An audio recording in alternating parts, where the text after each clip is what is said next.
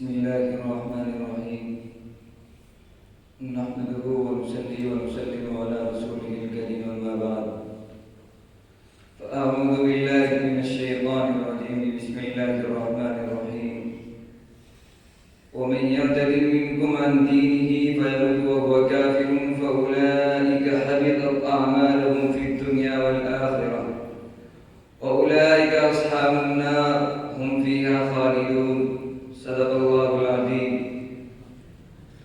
حضرات سامعین کرام، حکم مستحکم اور اسٹیج پر رونق افروز علماء اعظام، آج کے اس مسابقاتی پروگرام میں میری تقریر کا عنوان ہے ارتداد اسباب التدارک۔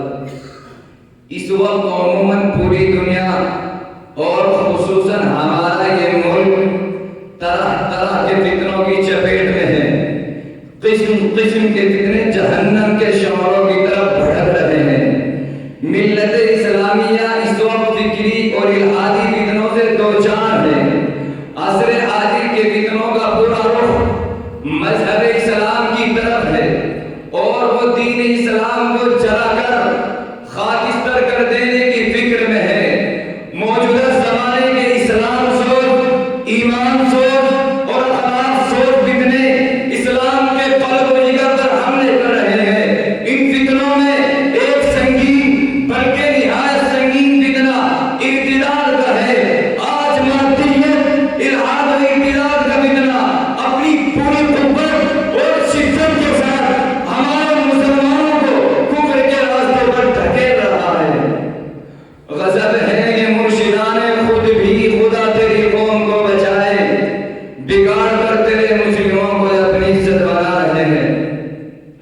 آج RSS، آریہ سماج، بجرنگ دل اور نہ جانے کن کن ہندو تنظیموں نے دن رات ایک کر کے ہمارے کتنے کی گنتی مسلمانوں کو مختلف حربیں اپنا کر مذہب اسلام سے باغی کر دیا۔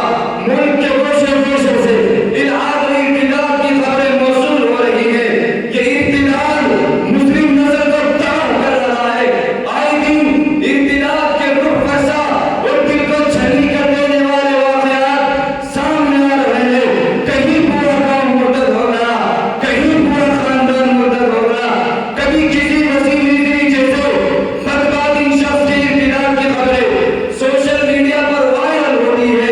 ان کے علاوہ ارتداد کا سب سے بھیانک چہرہ وہ ہے جس نے مسلم لڑکیوں کو اپنا نشانہ بنایا ہوا ہے۔